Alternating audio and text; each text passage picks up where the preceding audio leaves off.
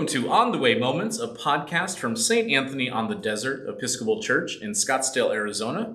I'm your host today, Will Strong, and on today's episode, we will be chatting with people who are associated with our Make a Difference charity golf tournament, which will be held on Saturday, October 26th at Orange Tree Golf Course in Scottsdale. And so I would like to take the opportunity to introduce you all to Aimee Runyon, who is the CEO of Assisted League of Phoenix. Welcome, Aimee. Hi, thank you. Thank you for having me. So glad you are joining us today. And so to kind of start off, would you just briefly tell us what your organization does? Because you guys do a lot of wonderful stuff in the Valley. We do. So we have been in the Valley since 1960, a long time. Started out as an all-volunteer organization. And in about 2012, I was hired as the first executive director. We have 4 programs that serve children, our biggest being Operation School Bell, that provides clothing, hygiene items, shoes to children in need all over the Valley. We serve 140 Title I schools, and this year we will serve 15,000 children. Oh my word, that's incredible. So you mentioned your role as the executive director. What does that all entail then here in Phoenix? I mean, you just run it all then, huh? Yes, and I'll tell you, back in 2012, when I was hired as the first executive director, I kind of did everything. I was the grant writer. If you wanted the receptionist, hold on a second, I'll get her. Hi, how are you doing today? Here, a lot of hats. Yes, and we've been able to build up the organization and have more impact in the Valley, which is really what it's all about. Some of our other programs include we provide about 3,500 teddy bears to first responders in the Phoenix area, and those go to children experiencing trauma and crisis. Wow. And we provide over 30,000 books to low-income students in schools in the Valley. And then our smallest program, no pun intended, We Help, is a program where we provide layettes to newborns born into poverty. That is incredible work. And we really could not, we have a small staff, small but mighty. We really could not do what we do without the help of volunteers. And that's incredible. Yeah, I know our church just last week, I think last Tuesday actually, did Operation School Bus. And is it School Bus or School Bell? School Bell. School Bell, that's right. And they've been doing that for years, and it's incredible. It's really taken off in our church. They have.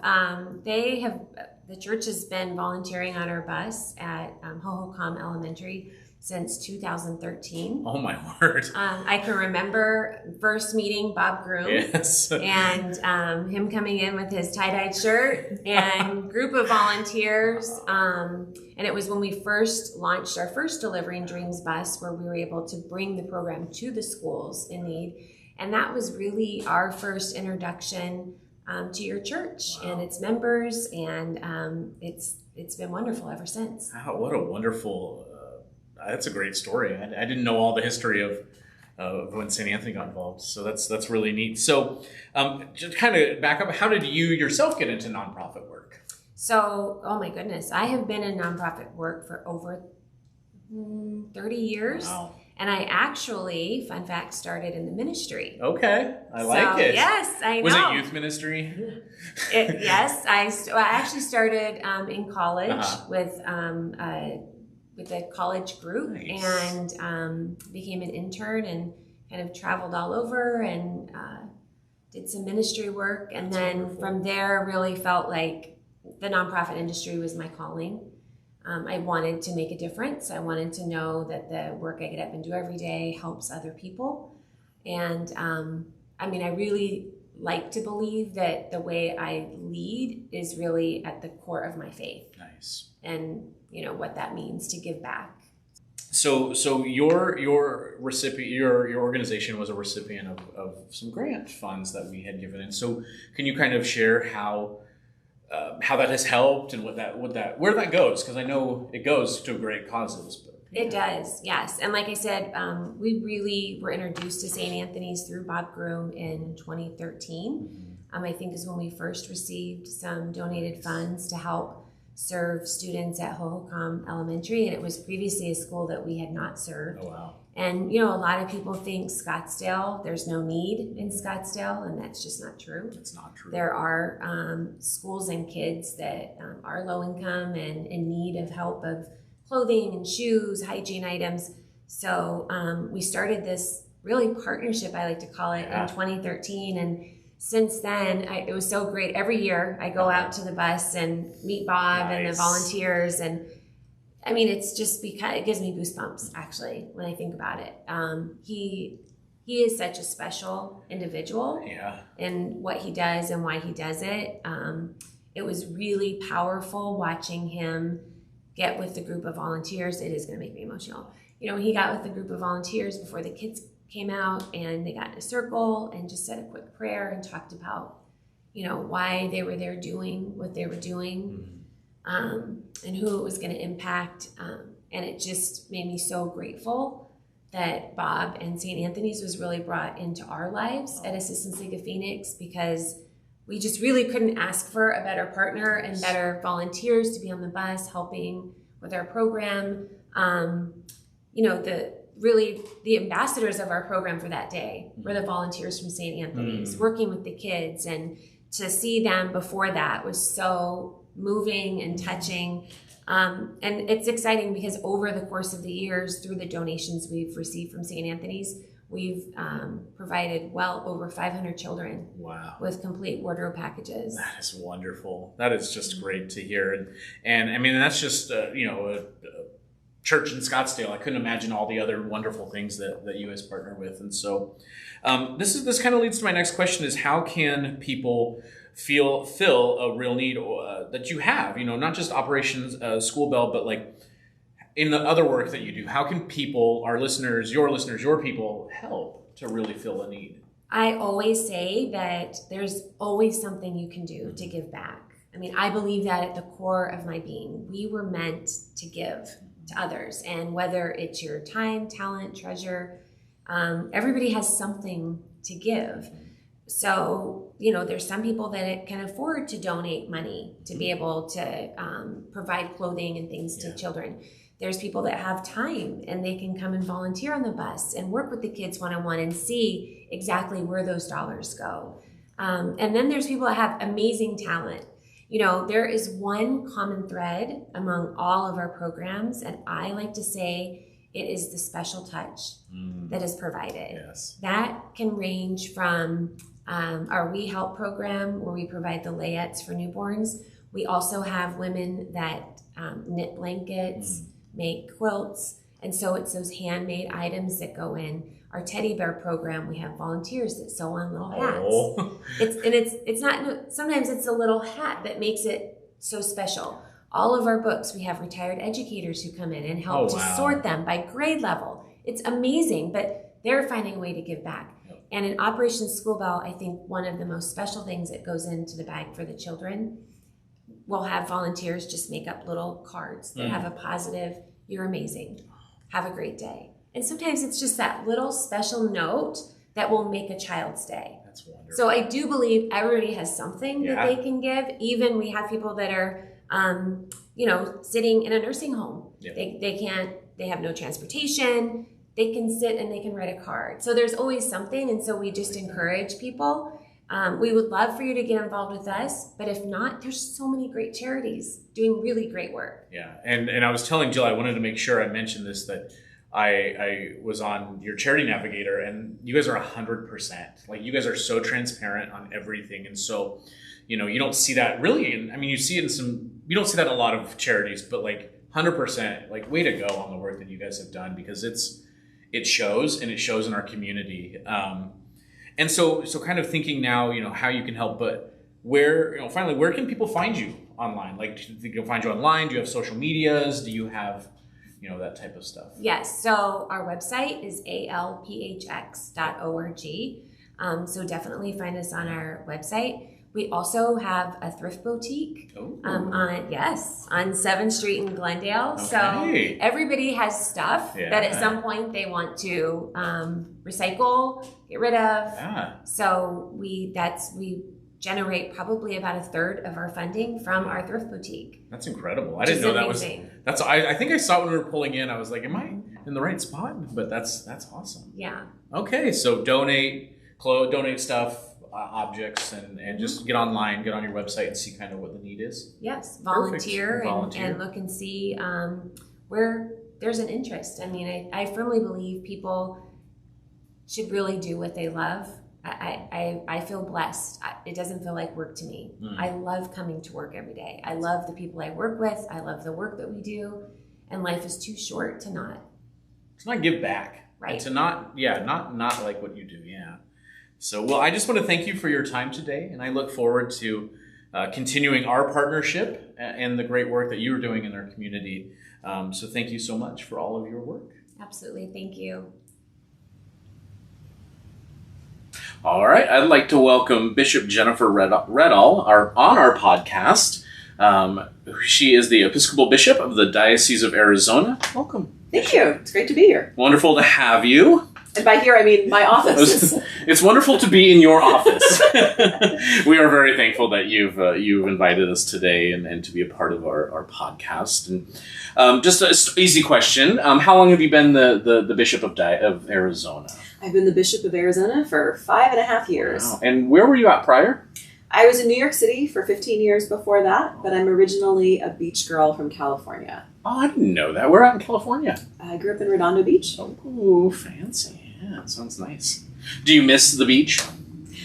I do miss the beach. Yeah. I miss the beach mountain combination where you can like go, go ski in the morning and then you drive back down and you go to the beach at night. Yeah, that would be nice. It's a pretty ideal way to live. It really is. I always tell people, especially in Phoenix, I'm like, if you want colder weather, you can go to Flagstaff in 2 hours, and but I couldn't imagine doing skiing and then going to the beach, that does sound nice. Anyway, what would you say is your favorite part about being the bishop? Definitely favorite part of being a bishop is the visitation. So every Sunday I'm at a different congregation. And so every Sunday I'm with a different group of people who are following Jesus in their context. And that means that some Sundays I'm at a little rural congregation. Some days I'm at a big suburban congregation. Some days I'm at a congregation where we're worshiping in Spanish. Some days I'm at a congregation where there's incense and a sung mass, and sometimes at a congregation where there's guitars and praise music. And I love that all of those are faithful expressions of the Episcopal Church in Arizona. That's awesome. That's wonderful. And I guess because of that, on the flip side, what would be the I don't want to say least favorite part, but what would be the okay, that was nice, but I have to do this, but it's not my favorite. Yeah, I think the part that gets at my heart, the part that just makes my heart ache, is when there's conflict in congregations among people who I love and who I know at some level have loved one another. And yet for some reason, there is a problem and a conflict. That just makes my heart ache, especially when we're not able to find ways of healing that. That makes sense. So we are pleased. So on October 26th is our annual charity golf tournament. This is our 14th year, and we're excited to have you as our guest speaker. Are you a golfer? I am not a good golfer, but I am an athlete who owns golf clubs, which makes me a golfer. I was going to say that. A golfer? Are you going to golf that day, do you think? I am. All right. Wonderful. It's a scramble. It's one of those great times where it doesn't matter. The pressure is off. Yeah. And you can just play with your friends. Nice. Yeah, exactly. It's fun. It's, it's such a great cause. I mean, this is St. Anthony raises close to $50,000, and we just turn it all back into the community. And so it is our biggest outreach fundraiser and for our church. And so we're thankful that you're going to be there playing. I'm excited to be part of it. Yeah. And I will say this for golf, as somebody who is not really a golfer, I have learned a lot of spiritual discipline by golfing. Okay. Because in golf, if you hit a bad shot and you're angry about it, and you live in that moment of regret, your next shot is going to be awful too. So I have learned a lot about self-forgiveness. Just letting it go. Leaving the past behind and letting go, which is a spiritual discipline I need to work on. And so I appreciate golf and its spiritual aspects. So it's not just a sport, it's a spiritual discipline, or it could be. I never got into golf, but I got so upset with having to hit a ball 100, 200 yards, 300 yards that way. I just couldn't do it. So I appreciate the people that can, and maybe with that attitude, I might try. I go to the driving range, right? Yeah. So speaking of thinking about making a difference and all of that, what does it mean to you to be a leader of an organization that is making a difference, not just here in Arizona, but in the world? Well, that's the stuff that makes you keep doing it, right? Is when you see some progress. Yeah.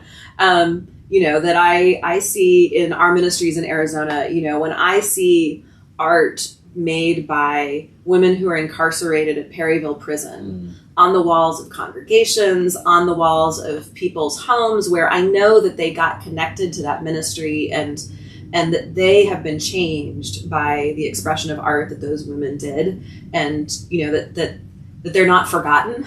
That makes a huge difference. And there's a million other examples of that. But when I see things like that, it's like, oh, okay, it's worth it. Yeah, it's funny. I've noticed the call for artwork for the Dio convention, and I think that's such an art is one of those ways that just really heals and brings people together. And so I'm very excited. I'm actually be at Dio convention. So I'm very excited to see the art and to see so what that does. But so it's fun for us. We've decided this year at St. Anthony to do something a little different. So we've always partnered with Make a Difference Day.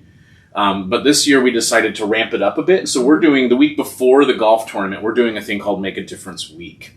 Where our congregation will have the opportunity to go out into the community, several different things in our community, in our neighborhood, where we're going to, help where needed, build relationships, and really just to be a good neighbor. And so I want to ask is what is the importance of a faith community to be a good neighbor? What is the importance of that?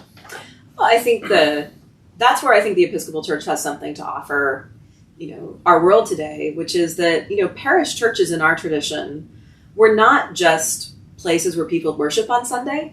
It's not a one day a week institution. It's a place where, yes, people gather to worship, but also they gather to meet their friends. They gather to study. They gather to sing. They invite the community in to their space for all sorts of opportunities to be the ecclesia, but then also, the people from the church get out of the church. Yeah. The most important part of the Eucharist for me is the deacon. Yep. At the end, when the deacon says, go out and do the thing, and we all say, thanks be to God, then we have to go out. We actually have to do it. And be the body of Christ out in the world. Yeah.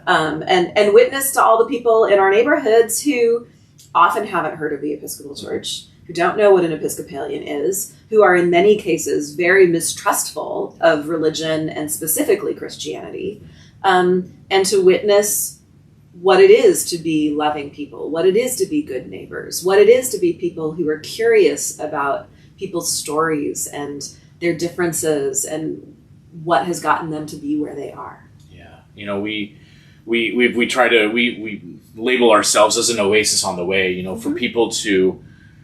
If people we talk about this, and I know you would also, as people come to church for many different reasons, and what is that reason that we can be for people, and just to worship and to love and to care for those around us, and how do we get people to know that that they're loved and that we are here for them. So I think that's a wonderful way. And then I always like this question for not just for Bishop, but just anybody. What is your hope for the Episcopal Church at large? Not just here in Arizona, but the broader Episcopal Church. Big question. It is loaded. To be the body of Christ is the sort of overarching answer. I mean, I think here in Arizona, my hope for the Episcopal Church is that right now there's about 15,000 Episcopalians in the Diocese of Arizona, and we're in a state of 7.5 million people. I look around our state and I think, I bet there are at least 15,000 other people who, if they heard of the Episcopal Church, if they encountered the Episcopal Church, if they encountered a place like St. Anthony, would say, oh, there's a place I can go where I can be loved as I am, where, maybe some of the religious trauma that's happened to me in other places wouldn't get re-inflicted and might actually be an opportunity for healing. Yeah. I want the voice of faith in the public square to be something that makes non-believers more likely to believe, rather than that makes non-believers say, all right, I'm definitely done with church and with God. Yeah. That's my hope. I love that. That's a great hope. And then thinking about this is we are 6 weeks away from an election year. What does faith do? What difference is faith making in an election year? My judicatory colleagues and I get together with the bishop equivalents or bishops, depending on what word they use, of the UCC, the Lutherans, the Presbyterians, the Methodists, Roman Catholic, and Disciples of Christ. And we get together and have dinner periodically because it's good to have colleagues. I love that. It's good to have collegiality because we all have these roles where we're kind of isolated, even though our church structures are different and we don't necessarily all do exactly the same thing.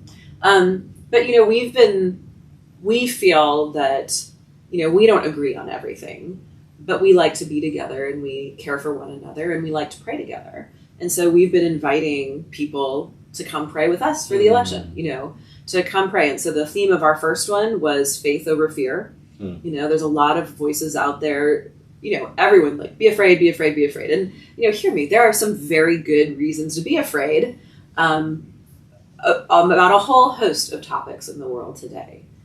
But Jesus is the one who calls us, to not be afraid. Yeah. And to not just give into fear and not be driven and motivated entirely by fear. Then second one, the theme is harden not your hearts. I feel like there's a lot of space in the news for just like, all right, I'm just going to shut down, turn my little heart into a heart of stone. And like, I'm going to do the thing that I have to do instead of the compassionate thing. So we're encouraging people to pray for, how do we not have our hearts hardened? Because in Scripture, anybody whose heart is hardened, that's never a good thing. Right.